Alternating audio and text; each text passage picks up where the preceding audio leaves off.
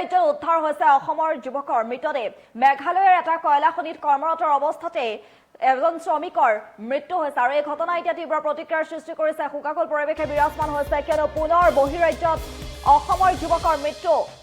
মেঘালয়ৰ এটা কয়লা খনিত কৰ্মৰত অৱস্থাতে মৃত্যু হয় বিপুল বৰ্মন নামৰ এইগৰাকী লোকৰ আৰু এতিয়া শোকাকুল পৰিৱেশে বিৰাজমান হৈ আছে। দুয়োগীয়া সন্তানৰ পিতৃ এইগৰাকী বিপুল বৰ্মনৰ মৃত্যুক লৈ পৰিয়ালৰ মাজত এক শোকাকুল পৰিৱেশে বিৰাজমান হৈছে। পুনৰ বহিৰাজ্যত অসমৰ যুৱকৰ মৃত্যু। মেঘালয়ৰ এটা কয়লা খনিত কৰ্মৰত আছিলে এইগৰাকী শ্ৰমিক বিপুল বৰ্মন আৰু সেইদিনাও মেঘালয়ৰ এটা কয়লা খনিটোত কৰ্মৰত অৱস্থাতে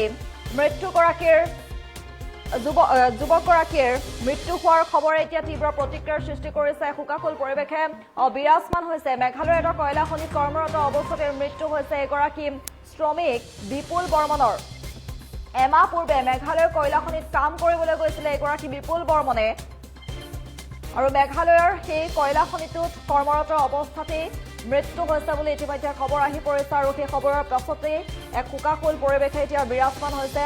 দুয়োগীয়া সন্তানৰ পিতৃ আছিলে এগৰাকী বিপুল বৰ্মন।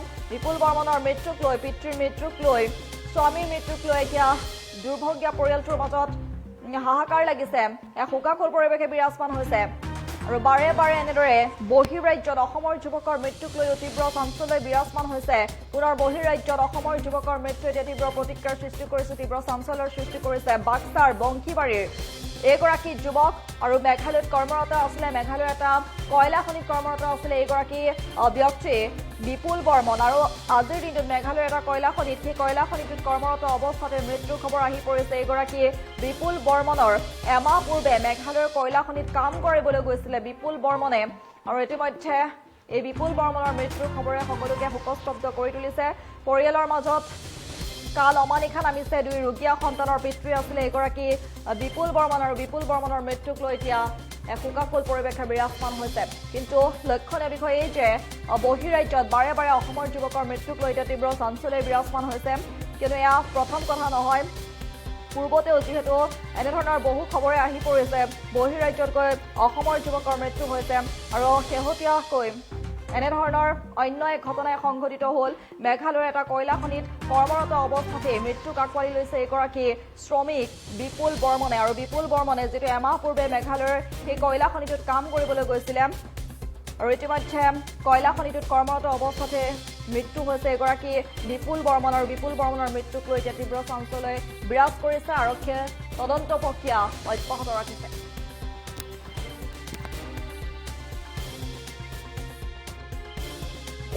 হেৰি মেঘালয় কয়লা খনিত কাম কৰিছিলে চিমেণ্টত। আমি খবৰ পালোঁ কালি 8টামান বজাত ল'ৰাটো মানে এই কিবা হেৰি পাথৰ পৰি ঢুকা কাম কৰে থকাৰ অৱস্থাত ঢুকালে। কেতিয়া গৈছিল কাম কৰিব? ৰাতিপুৱাই ঘৰৰ পৰা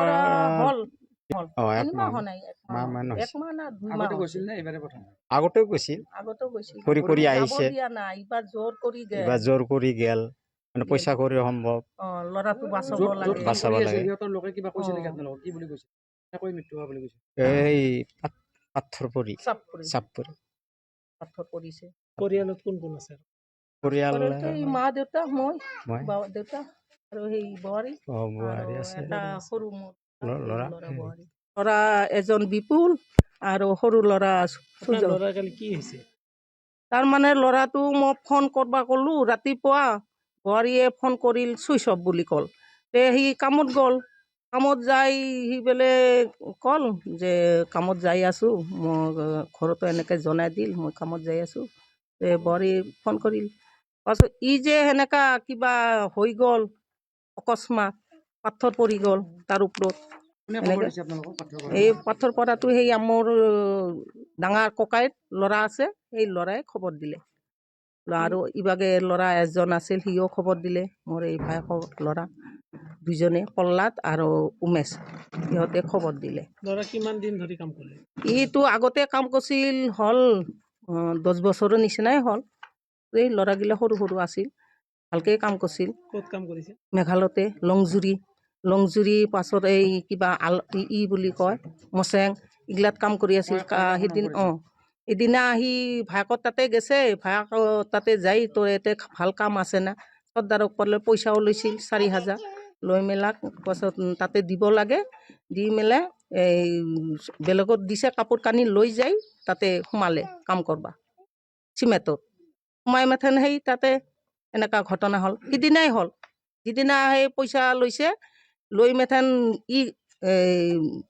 ঋণটো মাৰি থৈ আহিল কাপোৰ কানি লৈ আহিল পাছত ফিৰকা দিনা আহি কামত সোমালে কোন তাৰিখ আছিল কোন বাৰ কালি কি বাৰ বা আছিল এই মংগলবাৰ 18 তাৰিখ মংগলবাৰ 18 তাৰিখ কালি মৃত্যু হৈছে কালি মৃত্যু হ'ল ৰাতিপুৱা 8টাতে 9টাত ল'ৰা ছোৱালী আছে ল'ৰা ছোৱালী সেই দুটা ল'ৰা সেই ল'ৰাটোৱে বেমাৰ এইটো কাৰণেতো মুখ্যমন্ত্ৰী দাদাক অলপ সহায় জনাবৰ কাৰণে মই ভিক্ষা মাগি আছোঁ কি কৰে তাৰ স্কুলত পঢ়াৰ কাৰণে বহুত ল'ৰা দুটাও অসুখ হৈ আছে নেকি অভিযোগ সেইটো কাৰণেতো ঘৰত অহা নাই মই মাতি আছোঁ বাবা তই আহি যা এই তোৰ ল'ৰাটোক লৈ যাব লাগে হস্পিটেলত JMCত এই 2 দিনৰ ভিতৰত ব্লাড দিব দিছে মই কি কৰিম উপায় নাই ল'ৰাটো চিকিৎসাৰ কাৰণে কাম কৰিব গৈছে এই ল'ৰাটো চিকিৎসাৰ কাৰণে মই ক'লো সেনেকে কৰাতে যিকোনো খবৰৰ বাবে যোগাযোগ কৰক